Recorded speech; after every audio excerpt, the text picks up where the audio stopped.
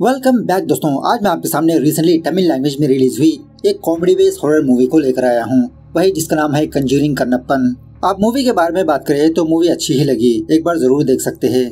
कुछ comedy scenes है, कुछ हॉरर इवेंट्स है, कॉन्सेप्ट भी बहुत ही अच्छा है। तो चलिए बिना टाइम के लेट्स स्टार्ट। उससे पहले लुटा दो प्यार, फॉलो इंस्टाग्राम। कहानी की शुरुआत होती है 1930। किसी जंगल के एरिया में एक विच मतलब एक जादूगरनी को दिखाया जाता है जो अपनी कुटिया में बैठकर कुछ ब्लैक मैजिक करती रहती है। इसी ब्लैक मैजिक के दौरान वो विच एक कब्रिस्तान पर जाकर किसी बंदे के कब्र को खोदकर उस डेड बॉडी के बाल को निकालकर एक डॉल को बांधने लगती है, और वो भी कुछ मंत्र पढ़ते हुए। यह होने के बाद ये विच एक बड़े से बंगलो के अंदर जाने लगती है, मतलब एक पैलेस के अंदर जाने लगती है। किसी कमरे में इस विच को एक सर्कल शेप में कोई चीज नजर आती है, उस चीज को ये डॉल बांध देती है। उसके बाद ये जादूगरनी शायद अपने आप को मार लेती है, मतलब ये मर जाती है। उसके बाद सीन प्रेजेंट डे पर शिफ्ट होता है 2023, जहाँ पर एक अजीबोगरीब की फैमिली को दिखाया जाता है। पहले इस बंदी का नाम होता है लक्ष्मी, जो एक यूट्यूबर होती है। इसके पास 50 सब्सक्राइबर्स होते हैं। छोटे मोटे व्लॉगिंग करते हुए अपने खुद के सब्सक्राइबर्स को ही पकाती रहती है। इसके पति का नाम होता है अंजन एंजन, जो एक रिटायर बंदा होता है। इसी के पेंशन से इनका घर चल रहा होता है। इन दोनों के बेटे का नाम ही होता है कन्नप्पन, शॉर्टकट में केपी, जो एक गेम डेवलपर होता है, लेकिन अभी तक किसको जॉब नहीं मिली। इंटरव्यू पर जाता, फेल होता, और आज भी का इंटरव्यू होता है, लेकिन इसके घर में पानी नहीं आ रहा होता। तो यही बात पूछने के लिए कन्नप्पन अपने मामा शेखर के पास जाता है। घर में ये भी एक नमूना होता है। पानी की मोटर के बारे में पूछने लगता है तो शेखर कहने लगता है कि उस मोटर को रेडी होने में शाम लग जाएगी, पानी तो नहीं आएगा बेटा आज। तो बेचारे कन्नप्पन को कुछ भी समझ में नहीं आता, लेकिन इसकी घर में ही बगल में एक बंद पड़ा कुआं होता है। तो कन्नप्पन चाबी लेकर इस कुएं को ओपन करता है ताकि यहाँ से पानी निकालकर स्नान वगैरह कर ले, फ्रेश अप वगैरह हो जाए। इस तरह से जब कन्नप्पन बाल्टी से पानी निकालता है तो इसी बाल्टी को लेकर वो सर्किल वाली चीज बाहर आती है, जो मूवी की स्टार्टिंग में दिखाया गया था ना, विच के हाथ में थी। एक्चुअली इसका नाम होता है ड्रीम कैचर। इस चीज को दोबारा कुएं में फेंक कर अपने मामा के कमरे में आता है ऑनलाइन इंटरव्यू अटेंड करने के लिए। अब शेखर का कमरा तो भाई साहब देखने के लायक होता है। सन्नी लियोनी की फोटो चिपकी होती है। बेचारा कीड़े किसी भी तरह से उन चीजों को कवर करके ऑनलाइन इंटरव्यू अटेंड करने लगता है। यहाँ पर भी कुछ कॉमेडी सीन्स चलने लगते हैं। तभी इंटरव्यू के दौरान शेखर अपने कमरे में आकर खुलेआम अपने कपड़े बदलने लगता है। इस नमूने को देखकर इंटरव्यू लेने वाले बंदे अपना लैपटॉप बंद कर देते हैं। बेचारे केपी को रिजेक्ट कर देते हैं। खैर इसके बाद केपी अपने फ्रेंड के पास आकर जूस पीते हुए अपने घर में जो हुआ वो बताने लगता है। तभी डेविल नाम का एक बंदा कॉल करता है, और वो बंदा डेविल कन्नप्पन से पैसे मांगने लगता है। कन्नप्पन हर बार यही बात कहने लगता है कि भाई मुझे 2 हफ्ते का टाइम दो, मैं आपके पैसे लौटा दूंगा। ये देखकर इसका फ्रेंड पूछने लगता है कि तुमने क्यों उस बंदे से उधार लिया। तो कन्नप्पन जो हुआ वो बताने लगता है। एक दिन कन्नप्पन जब पबजी खेल रहा था तो ऑनलाइन में इसको एक छोटा बच्चा मिला। ये दोनों एक दूसरे के फ्रेंड बन गए, एक साथ मिलकर पबजी खेलने लगे। बातों ही बातों में कन्नप्पन उस लड़के को ऐसा मोटिवेशन दिया, मोटिवेशन को लेकर वो बच्चा पबजी में के सारे स्किन्स को खरीद लेता है। दूसरे दिन ही इस लड़के का फादर कन्नप्पन को अपने पास उठा ले आता है। एक्चुअली डेविल एक बॉक्सर होता है, समथिंग राउडी टाइप, और इस लड़के ने तकरीबन 10 लाख रुपए उड़ा दिया पबजी में। पैसे सुनने के बाद ही कन्नप्पन के तो होश उड़ जाते हैं। लड़के का फादर डेविल कन्नप्पन से कहने लगता है कि चुपचाप मेरे पैसे वापस कर दो बेटा, वरना मैं क्या कर सकता हूँ तुमको अंदाजा भी नहीं। कन्नप्पन समझाने लगता है कि सर मैंने जानबूझकर नहीं किया, और मुझे क्या पता आपका लड़का इतना खर्चा करेगा। लेकिन फिर भी डेविल नहीं मानता, जिसकी वजह से कन्नप्पन डेविल से थोड़ा बहुत टाइम मांगते रहता है। खैर प्रेजेंट डे पर जूस पीने के बाद कन्नप्पन का फ्रेंड पैसे देने लगता है। कन्नप्पन कहने लगता है अरे यार तुम रुको ना, मैं देता हूँ। ऐसा कहते हुए कन्नप्पन अपने फ्रेंड के हाथ से पैसे लेकर उस दुकान वाले बंदे को देता है, मतलब ऐसा जताने लगता है कि इसने अपनी जेब से दिया। खैर उसके बाद जब कन्नप्पन वापस अपने घर पर आता है तो उसके कमरे में वो ड्रीम कैचर लगा होता है। ये देखकर शॉक में रह जाता है। सोचने लगता है कि मैंने तो सुबह ही इसको कुएं में फेंक दिया था, ये यहाँ पर कैसे आया। अपनी माँ से पूछने लगता है कि माँ इस चीज को मेरे कमरे में किसने रखा। तो इसकी माँ टोटली मना करने लगती है कि बेटा मुझे नहीं पता। कंफर्मेशन लेने के लिए कन्नप्पन दोबारा उस कुएं के पास जाता है तो उस कुएं को ताला लगा होता है, और इसी तरह इसको कुछ अजीब सी आवाजें सुनाई देती रहती है। डर के मारे कन्नप्पन फटाक से अपने घर के अंदर आ जाता है। उसके बाद कन्नप्पन गूगल में सर्च करके एक एक्सोर्सिज्म करने वाले बंदे को फाइंड आउट करता है, जिसका नाम होता है इलुमलय। इलुमलय का नंबर हासिल करके फटाफट से इसको कॉल करता है कि सर मुझे एक ड्रीम कैचर मिला है, क्या आप मुझे इसके बारे में बता सकते हो। इलुमले कहने लगता है कि पुराने जमाने में ड्रीम कैचर को घर में इसलिए लगाया जाता है ताकि बुरे ख्वाब ना आए। कन्नप्पन कहने लगता है कि सर मैंने उस ड्रीम कैचर को कुएं में फेंका था, पता नहीं कैसे वो दोबारा मेरे कमरे में आ गया। तो इलुमले कन्नप्पन को उसकी फोटो मांगने लगता है। तो कन्नप्पन उस ड्रीम कैचर के फोटो को कैप्चर करके इलुमले को भेजता है। ये देखने के बाद इलुमले शॉक में रह जाता है। कन्नप्पन से कहने लगता है कि दिखने में ऐसा लगता है कि ये बहुत ही पुरानी ड्रीम कैचर है, शायद इसके ऊपर ब्लैक मैजिक भी किया है। क्या तुमने इस ड्रीम कैचर के साथ कुछ छेड़खानी की? तो कन्नप्पन कहने लगता है कि जब कुएं से बाहर निकाला गया था इसको, तो इसके अंदर कुछ फेदर्स लगे थे, मतलब कुछ पंख। इसमें से एक फेदर को निकालकर फेंक दिया। इलुमले कहने लगता है अरे यार ये तुमने क्या कर दिया, अब तुम्हारी जान को खतरा हो सकता है। लेकिन कन्नप्पन इलुमले की बातों पर इतना ध्यान नहीं देता, बेकार की बातें समझकर चुपचाप फोन काट देता है। उसके बाद कन्नप्पन अपने लैपटॉप में कुछ गेम वगैरह खेलकर जब सो जाता है तो इसकी आंखें एक बहुत ही अजीबोगरीब की प्लेस पर ओपन होती है। कन्नप्पन के सामने वो बड़ा वाला पैलेस होता है जो मूवी की स्टार्टिंग में दिखाया गया था, और इसी तरह चारों तरफ धुआं ही धुआं होता है। कन्नप्पन इस पैलेस के अंदर आकर लोगों को बुलाने लगता है, क्या घर के अंदर कोई है? अपनी माँ को बुलाने लगता है, अपने फैमिली वालों को बुलाने लगता है, अपने फोन को चेक करने लगता है, लेकिन नथिंग इज देयर। तभी इसके साथ कुछ हॉरर इंसिडेंट्स पेश आने लगते हैं। डर के मारे जब कन्नप्पन इस पैलेस से बाहर जाने की कोशिश करता है तो दरवाजे अपने आप बंद हो जाते हैं। उसके बाद कन्नप्पन एक स्टोर रूम में जाकर अपने आप को बंद कर लेता है। इस कमरे में काफी सारे पुराने सामान होते हैं, स्टैचूज होते हैं। इसी भागम भागी में गलती से कन्नप्पन का शर्ट पीछे से हल्के से फट जाता है कोई चीज लगकर, और इसी तरह इस कमरे में इसको बहुत ही भयंकर सी आवाजें आने लगती है। जब कन्नप्पन इस कमरे से बाहर जाने की कोशिश करता है तो वहाँ पर खड़ी हुई स्टैचू इसके सामने आकर डराने लगती है। कन्नप्पन डर के मारे अपनी नींद से जाग जाता है और बहुत घबराने लगता है। सोचने लगता है उफ, मैं तो डर गया, ये बस ये ख्वाब था, ऐसा ख्वाब तो मुझे पहले कभी नहीं आया था। बाद में कन्नप्पन इस ड्रीम कैचर को दोबारा उसी कुएं में ले जाकर फेंक देता है। उसके बाद केपी जॉनी नाम के एक साइकियाट्रिस्ट डॉक्टर के पास जाता है। यहाँ पर भी इसके साथ कुछ कॉमेडी सीन्स चलते हैं। जब केपी अपने साथ जो हुआ वो जब जॉनी को बताने ही वाला होता है, जॉनी केपी को रोक देता है, फटाफट से इसको चेयर पर बिठाकर इसको हिप्नोटाइज करने की कोशिश करने लगता है। तो जॉनी बिना केपी की बात पूरी सुने इसको कुछ दवाइयाँ लिख कर देता है। सोचने लगता है कि पार्टी अच्छी है, पैसे हड़पना होगा। शाम होने के बाद जब केपी वापस अपने घर पर आता है तो दोबारा इसके कमरे में वही ड्रीम कैचर लगा होता है। कन्नप्पन को कुछ भी समझ में नहीं आता, तो इस बार इसको बाहर ना फेंकते हुए इसके ऊपर कपड़ा ढक देता है। जब सो जाता है तो इसकी आंखें दोबारा उसी पैलेस के अंदर ओपन होती है, उसी स्टोर रूम के अंदर। कन्नप्पन को कुछ भी समझ में नहीं आता कि आखिरकार मेरे साथ क्या हो रहा है, मैं बार बार इसी प्लेस पर कैसे आ रहा हूँ। तभी कन्नप्पन को एक कबोर्ड के अंदर दो चमकती हुई आंखें नजर आती है भयंकर आवाज के साथ। डर के मारे कन्नप्पन इस पैलेस से बाहर भागने लगता है।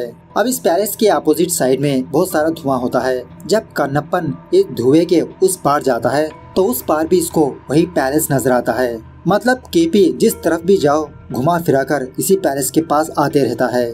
बहुत बार ट्राई करने के बाद बेचारे के पास कोई भी ऑप्शन नहीं होता, जिसकी वजह से केपी दोबारा इसी पैलेस के अंदर आता है।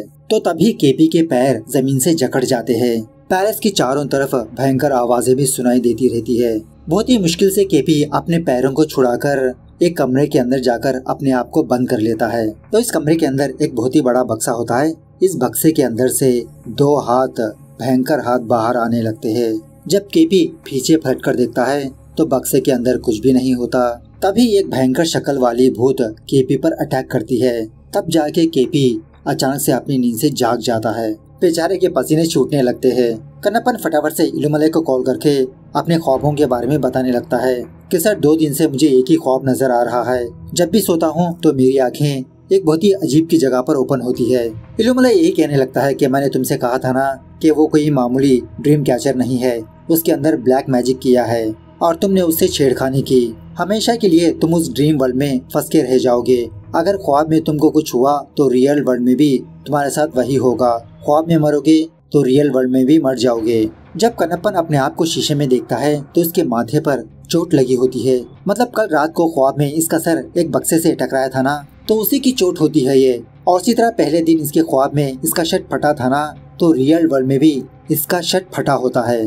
ये सब देखकर कन्नप्पन के तो होश ही उड़ जाते हैं। फटाफट से इलुमले से जा मिलता है।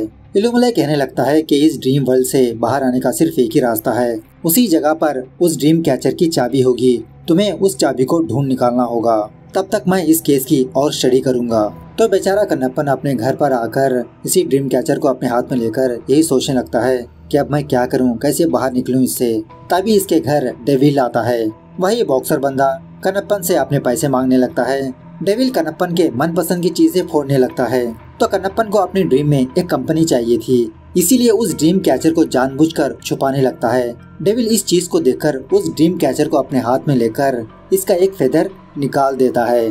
बाद में कन्नप्पन इस ड्रीम कैचर को एक कबोर्ड में बंद कर देता है ताकि कोई भी इसको ना देखे। उसके बाद कन्नप्पन जॉनी को कॉल करके अपनी प्रॉब्लम बताने लगता है कि सर मुझे एक ही ख्वाब बार बार आ रहा है। जॉनी कहने लगता है अरे वो कुछ भी प्रॉब्लम नहीं है, तुम एक बार मेरे पास काउंसलिंग पर आ जाओ। कन्नप्पन जॉनी के पास जाकर उस ड्रीम कैचर को दिखाते हुए इसके बारे में बताने लगता है कि इसी की वजह से मुझे ख्वाब आ रहे हैं सर। इल्लुमिनाई सर ने भी कहा। जॉनी इसकी बातों पर यकीन नहीं करता, इसमें का एक फेदर निकाल लेता है। यह देखकर कन्नप्पन जाते जाते जॉनी से कहने लगता है रात में मिलेंगे सर हम। सो जब कन्नप्पन रात में सो जाता है तो इसकी आंखें दोबारा उसी पैलेस के अंदर ओपन होती है। ख्वाब में उसी जगह पर कन्नप्पन इस कमरे के अंदर चाबी को ढूंढने की कोशिश करने लगता है। उसी टाइम जॉनी भी इस पैलेस के पास आता है। कन्नप्पन जॉनी को देखकर तहे दिल से इसका वेलकम बोलने लगता है। आइए सर आइए, ड्रीम वर्ल्ड में आपका स्वागत है। जॉनी को कुछ भी समझ में नहीं आता कि मेरे ख्वाब में तुम क्या कर रहे हो। कन्नप्पन कहने लगता है अरे सर धीरे से बोलिए, यहाँ पर भूत है। एट द सेम टाइम वो डेविल बंदा भी इस पैलेस के अंदर एंटर होता है। इन दोनों को देखकर पूछने लगता है कि तुम दोनों मेरे ख्वाब में क्या कर रहे हो, क्या ये सच में ड्रीम है या हकीकत। खैर जो भी हो फटाफट से ओला बुक करो, घर वापस चलते हैं। लेकिन तभी एक कमरे से एक बहुत ही भयंकर आवाज आने लगती है। अब डेविल यही सोचने लगता है ये सब कुछ कन्नप्पन का एक सेटअप है। जब उस कमरे के पास जाता है तो दरवाजे से एक बहुत ही भयंकर चेहरा आकर इसको डराने लगता है। सारे लोग जगह जगह पर जाकर छुप जाते हैं। तभी कन्नप्पन के पास वो भूत आकर इसका मुंह दबाने लगती है, मतलब इसकी सांस रोकने लगती है। रियल वर्ल्ड में भी जब कन्नप्पन सो रहा होता है इसकी सांस रुकने लगती है। बहुत ही मुश्किल से कन्नप्पन होश में आता है, अपनी नींद से जाग जाता है। खैर थोड़ी देर के बाद वो डॉक्टर जॉनी और डेविल कन्नप्पन के घर पर आते हैं। कन्नप्पन जॉनी को सब कुछ सच बता देता है लेकिन डेविल को सच नहीं बताता। बेचारा डेविल यही सोचने लगता है कि कल रात इसने जो ख्वाब देखा वो ख्वाब ही था। दूसरे सीन में डार्क डेज नाम की एक लड़की को दिखाया जाता है जो एक पैरानॉर्मल इन्वेस्टिगेटर होती है। जब कन्नप्पन और जॉनी इल्लुमिनाई के पास जाते हैं तो इल्लुमिनाई के पास डार्क डेज भी होती है। इल्लुमिनाई ने डार्क डेज को कन्नप्पन के केस के बारे में बताया होता है। केस को सुनने के बाद डार्क डेज इल्लुमिनाई को एक किताब देती है, बहुत ही पुरानी ब्लैक मैजिक वाली किताब। उसके बाद इल्लुमिनाई कन्नप्पन से उस प्लेस के बारे में पूछने लगता है कि वो प्लेस दिखने में कैसी थी। कन्नप्पन बहुत ही डिटेल के साथ बताने लगता है कि वो बहुत बड़ी पैलेस थी, लगता है ब्रिटिश जमाने की थी। वहाँ पर काफी सारे पेंटिंग्स भी थे, लेकिन पेंटिंग में का एक बंदे का चेहरा बिगड़ा हुआ था। पेंटिंग के नीचे नाम लिखा था चार्ली डिक्सन, ईयर था 1930। इल्लुमिनाई कहने लगता है कि अगर उस जमाने की कोई पेंटिंग या फोटो होती तो मैं तुम्हारी हेल्प जरूर कर पाता। कन्नप्पन कहने लगता है कि सर मैंने उस भूत का चेहरा देखा, मैं उसका स्केच बना सकता हूँ। उसके बाद जब केपी वापस अपने घर पर जाता है तो वो ड्रीम कैचर बाहर लटक रहा होता है। पता चलता है कि इसकी माँ ने कन्नप्पन का कमरा क्लीन करते समय ये ड्रीम कैचर मिला और फैमिली के सारे लोग इसका फेदर एक एक निकाल चुके होते हैं। इसकी माँ, पापा, इसका मामा। ये देखकर कन्नप्पन के तो होश ही उड़ जाते हैं। उसके बाद कन्नप्पन डार्क डेव्स को कॉल करके यही बात बताने लगता है कि मेरी फैमिली वालों ने उसमें के फेदर्स को निकाल लिया। डार्क डेव्स कहने लगती है ओके ठीक है, तुम घबराओ मत, तुम्हारे फैमिली वालों को सोने मत दो। फिलहाल सर दूसरे केस पर बाहर गए हुए हैं, आज रात कैसे भी तुम अपनी फैमिली को संभाल लो। उसके बाद कन्नप्पन उस भूत का चेहरा ड्रॉ करने लगता है जो उसने अपने ख्वाब में देखा था। बाद में कन्नप्पन अपनी फैमिली वालों के पास आकर अपने फैमिली वालों को सोने ही नहीं देता। यहाँ पर भी बहुत ही अच्छी कॉमेडी सीन्स चलते हैं। मतलब कुछ दिनों बाद शिवरात्रि आने वाली होती है। अपनी माँ से कहने लगता है कि इसकी वीडियो बनाओ, अपने सब्सक्राइबर्स को बताओ कि कैसे रात को जाग सकते हैं बिना सोए। तो बहुत ही मुश्किल के साथ केपी के फैमिली वाले उस रात जाग ही जाते हैं, लेकिन सुबह होने के बाद भर भर के नींद आने लगती है। कोई भी ऑप्शन ना होने की वजह से केपी अपनी फैमिली वालों को इस ड्रीम कैचर के बारे में बताने लगता है। पहले तो इसका मामा शेखर इसकी बातों पर यकीन नहीं करता, चुपचाप सो जाता है। सोने के बाद बेचारा शेखर डर के मारे अपनी नींद से जाग जाता है, बहुत ही मार भी खाया होता है। बाद में केपी और जॉनी इल्लुमिनाई के पास जाते हैं और इल्लुमिनाई ने कुछ इन्फॉर्मेशन गैदर कर चुका होता है, ये इन दोनों को बताने लगता है। एक्चुअली 1930 के दरमियान चेन्नई में एक पैलेस हुआ करती थी। उसी पैलेस में रॉबर्ट नाम का एक बंदा जनरल था। और इसी तरह रॉबर्ट मैगडेलिन नाम की एक लड़की से प्यार करता था। कुछ दिनों बाद इन दोनों की शादी भी होने वाली थी। एक दिन रॉबर्ट कुछ काम से दूसरे शहर चला गया। अब इसी पैलेस में विलियम नाम का एक सोल्जर भी रहता था जो मैगडेलिन से प्यार करता था। एक रात विलियम एक विच को इस पैलेस के अंदर लाया। उस विच की मदद से विलियम मैगडेलिन को अपने वश में कर लिया। ये दोनों एक दूसरे से प्यार करने लगे। कुछ दिनों बाद जब रॉबर्ट वापस इस पैलेस पर आया तो एक सोल्जर रॉबर्ट को सब कुछ सच बता दिया कि आपके जाने के बाद विलियम ने एक विच को पैलेस के अंदर लाया। अब मैगडेलिन विलियम से प्यार कर रही है। ये सुनने के बाद रॉबर्ट विलियम को गोली मारने की कोशिश की, लेकिन विलियम बचकर बाहर भाग गया जंगलों की तरफ। शॉकिंगली दूसरी रात रॉबर्ट और मैगडेलिन की मौत हो गई। एक और शॉकिंग बात यह है कि उसी किसी जंगल में विलियम की भी लाश पाई गई। वहाँ के सोल्जर्स उस विच को पकड़कर गोली मार दिया। इसके कुछ दिनों बाद उस गांव वालों के ख्वाबों में मैगडेलिन आने लगी, इन लोगों को डराने लगी। वो पैलेस हॉन्टेड होने की वजह से उसको पूरी तरह से डिमोलिश कर दिया गया, लेकिन इसके बावजूद भी गांव वालों के ख्वाबों में मैगडेलिन आकर गांव वाले मरने लगे अजीब तरह से। और शॉकिंगली कनप्पन ने जो स्केच ड्रॉ किया उसकी शक्ल मैगडेलिन से मिलती जुलती है। इल्लुमिनाई कहने लगता है कि तुमको फटाफट से उसकी चाबी ढूंढनी होगी। वो चाबी किसी जानवर का पार्ट होगा, जैसे स्कल, सुअर की हड्डी या तो फिर बंदर का हाथ। ऐसी कोई चीज को ढूंढना होगा तुम्हें, तभी तुम लोग इस ख्वाब की दुनिया से बाहर आ सकते हो। तो कन्नप्पन अपने घर पर जाकर अपने फैमिली वालों को इसी के बारे में बताने लगता है। तो सारे लोग सो जाकर उसी पैलेस में अपनी आंखें खोलते हैं। हर एक कमरे में जाकर चाबी ढूंढने की कोशिश करने लगते हैं। इसी दरमियान में इन लोगों को बहुत ही अजीबोगरीब के हॉरर इंसिडेंट्स पेश आने लगते हैं। मैगडेलिन की आत्मा इन लोगों को सताने लगती है, दौड़ाने लगती है। ख्वाब में जिस तरह से इनको चोट आता है, रियल वर्ल्ड में भी इनको चोट आने लगते हैं। यहाँ पर एक और शॉकिंग बात यह है कि इस पैलेस में एक मेल भूत भी होता है। जब वो मेल भूत कन्नप्पा के पापा को मारने लगता है तो कन्नप्पन अपने पापा को बचाने के लिए इस भूत से छेड़खानी करने लगता है। कन्नप्पन डर के मारे बेचारा एक अलमारी में जाकर छुप जाता है, लेकिन इसके बावजूद भी वो मेल भूत कन्नप्पन को फाइंड आउट करके अपनी शक्ति की मदद से इसको अपने पास खींचकर इसका दिल निकाल लेता है। बाद में सारी फैमिली वाले कन्नप्पन को इसकी नींद से जागने लगते हैं। पता चलता है कि कन्नप्पन नहीं मरा होता, क्योंकि ये लोग अभी भी इसी ख्वाब में होते हैं। मतलब कन्नप्पन जब उस अलमारी में था तो ये सो गया, ख्वाब के अंदर ख्वाब देखा होता है कन्नप्पन ने। खैर उसी कमरे में कन्नप्पन को एक सीक्रेट टनल नजर आता है। सोचने लगता है कि शायद इसके अंदर वो चाबी होगी। इस तरह से उस टनल के अंदर जाने लगता है, लेकिन तभी कन्नप्पन के सामने वो भूत आती है। हकीकत में डार्क डेव्स कन्नप्पन के पास आकर इसको इसकी नींद से जगा देती है। दूसरी तरफ जब वो भूत इन लोगों को मारने ही वाली होती है, तभी केपी अपनी सारी फैमिली वालों को जगा देता है, मतलब वहाँ से बाहर निकाल ले आता है। कन्नप्पन इल्लुमिनाई के पास आकर यही बात कहने लगता है कि सर उस पैलेस में मेल की भी स्पिरिट है। इल्लुमिनाई कहने लगता है कि शायद वो रॉबर्ट की ही आत्मा हो सकती है, लेकिन रॉबर्ट ड्रीम में क्यों गया होगा। इल्लुमिनाई और डार्क डेव्स डिसाइड कर लेते हैं कि ये दोनों भी कन्नप्पन के साथ ड्रीम में आएंगे, उस की को ढूंढेंगे। उसके बाद डार्क डेव्स कन्नप्पन को लेकर एक ब्रिटिश औरत के पास जाती है। 1930 के दरमियान जो लोग गुजरे वही रॉबर्ट, मैगडेलिन उनकी कहानी को पूछने लगती है। तो ये औरत भी इन दोनों को वही कहानी बताने लगती है जो इल्लुमिनाई ने बताया, और इसी तरह इन दोनों के सामने उन लोगों के फोटोग्राफ्स को भी रखती है। ये देखकर कन्नप्पन कहने लगता है कि रॉबर्ट तो 6 फीट से भी ऊंचा है, लेकिन मैंने जिस भूत को देखा वो इतना लंबा नहीं था। एट द सेम टाइम दूसरी तरफ इल्लुमिनाई को हार्ट अटैक आने की वजह से ये हॉस्पिटल के हवाले हो जाता है। डॉक्टर कन्नप्पन और डार्क से कहने लगता है कि इल्लुमिनाई को 2 दिन का तो रेस्ट चाहिए। बाद में जब कन्नप्पन वापस अपने घर पर आता है तो कन्नप्पन का फादर कन्नप्पन को अपने प्रॉपर्टी के पेपर्स को दिखाने लगता है। मतलब इसके ग्रेट ग्रैंडफादर ने इस जमीन को खरीदा था और इसी प्लेस पर वो पैलेस थी जो डिमोलिश हो गई थी, इसीलिए वो ड्रीम कैचर उस कुएं के अंदर पाया गया। अब इल्लुमिनाई को रिकवर होने में 2 दिन का टाइम लगेगा। तो ये लोग ये सोच रहे थे कि इस 2 दिन में हमको सोना नहीं है, किसी भी तरह से जगे रहना है। तो यहाँ पर भी कुछ अच्छी कॉमेडी सीन्स चलने लगते हैं। अब 2 दिनों तक ये लोग सोए नहीं होते, जिसकी वजह से इन लोगों को हैलुसिनेशंस होने लगते हैं। वो जॉनी डॉक्टर कन्नप्पन के घर पर आकर कुछ दवाइयाँ लिख कर देता है ताकि इन लोगों को हैलुसिनेशन ना हो। दवाइयाँ लेने के लिए शेखर मेडिकल स्टोर पर जाता है, लेकिन दूसरी गोलियां लेकर आता है और गोलियां खाने के बाद ये बात पता चलती है कि एक्चुअली ये गोलियां नीम की गोलियां हैं और वो भी बहुत ही पावरफुल। टैबलेट खाने के तुरंत ही इन लोगों को नींद आ जाती है। तो ये सारे लोग अपनी आंखें दोबारा उस पैलेस के अंदर ओपन करते हैं तो मैकडेनियल की आत्मा इन लोगों को बहुत डराने लगती है।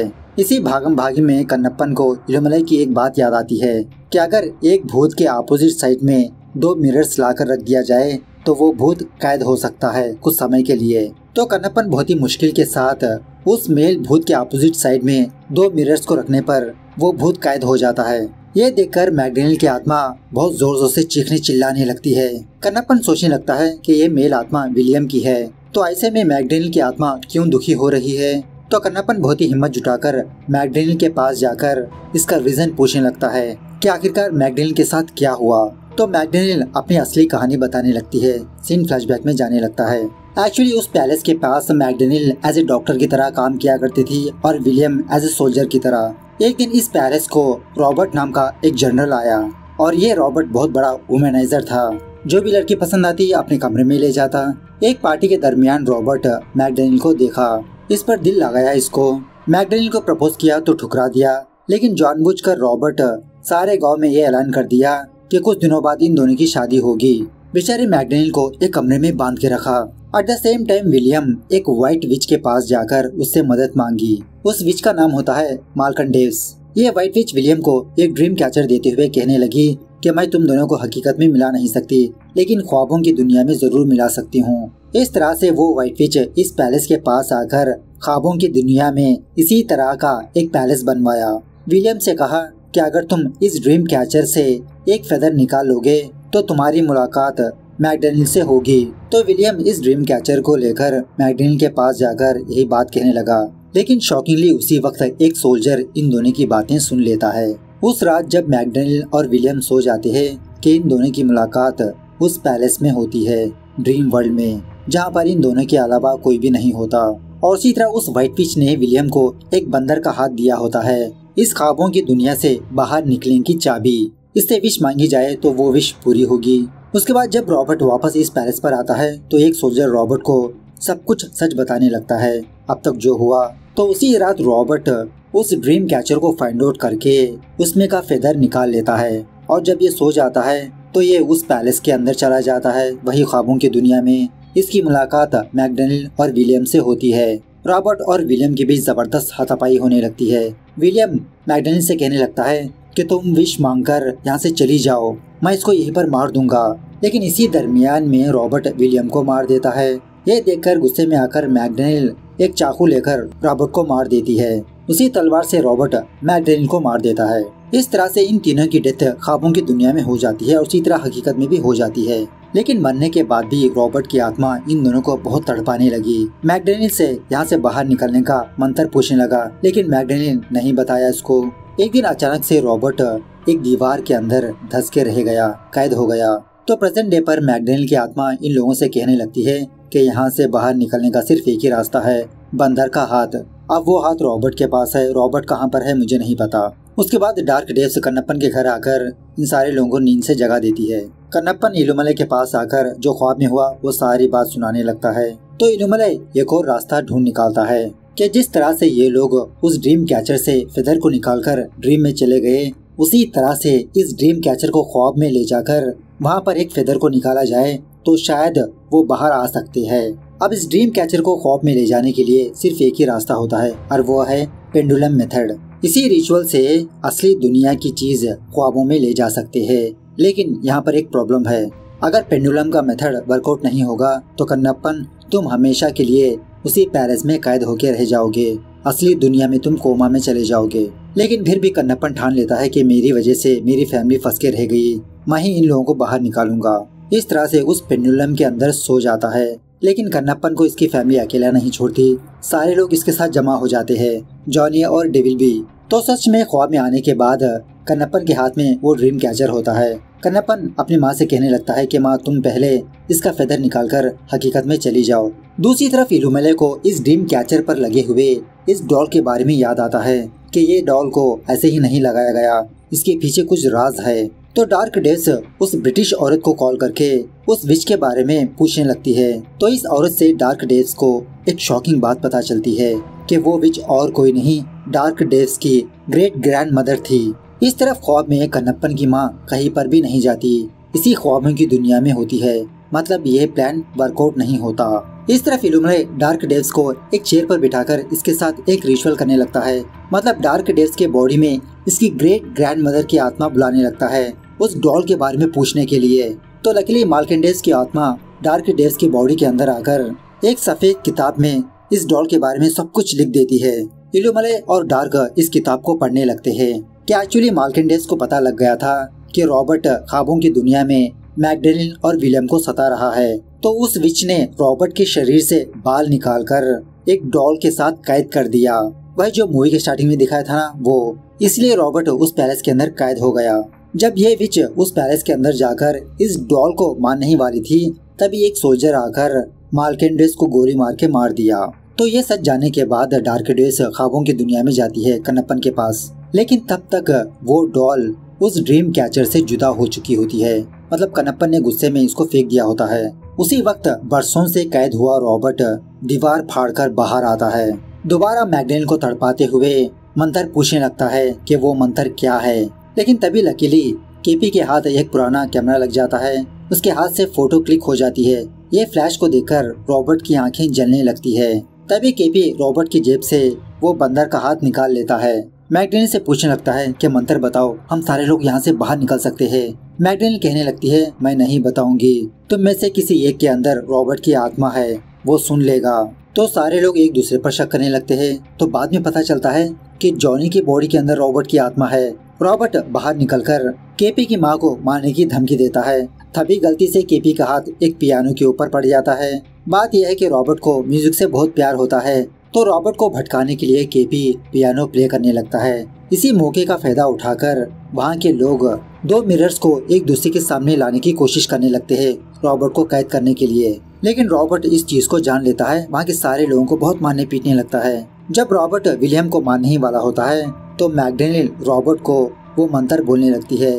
तभी इत्तेफाक से केपी का पैर उस डॉल के ऊपर पड़ता है। ऐसा होते ही रॉबर्ट तड़पने लगता है। मतलब रॉबर्ट की जान इस डॉल के अंदर होती है।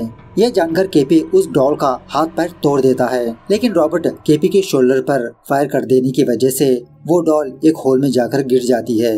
हकीकत में इल्लुमिनाई एक किताब की मदद से कुछ मंत्र पढ़ते हुए ख्वाबों की दुनिया में डार्क डेव्स का इस्तेमाल करके रॉबर्ट को कैद करने की कोशिश करता है, लेकिन रॉबर्ट कैद नहीं होता, बहुत ही पावरफुल होता है। तो फाइनली केपी एक चाकू की मदद से चिंगारी सिलगाकर उस डॉल को जला देता है। मतलब उस वक्त रॉबर्ट ने उस होल से उस डॉल को निकाल लिया होता है। अब डॉल जल जाने की वजह से रॉबर्ट भी जल जाता है। उसके बाद केपी उस रॉबर्ट से उस बंदर का हाथ लेकर विश मांगने लगता है कि सारे लोग यहाँ से बाहर चले जाए। इस तरह से मैकडेनिल और विलियम रिहा हो जाते हैं। उसी तरह कन्नप्पन की फैमिली भी रिहा हो जाती है। फाइनली केपी इसी कॉन्सेप्ट को लेकर एक गेम डिजाइन करता है। इसी बेसिस पर केपी को एक अच्छी खासी जॉब भी मिल जाती है। इस तरह से ये मूवी यहाँ पर दी एंड होती है। तो मूवी कैसे लगी कमेंट करके बताना जरूर। मिलते हैं अगली वीडियो में, तब तक take care, bye bye, see you soon.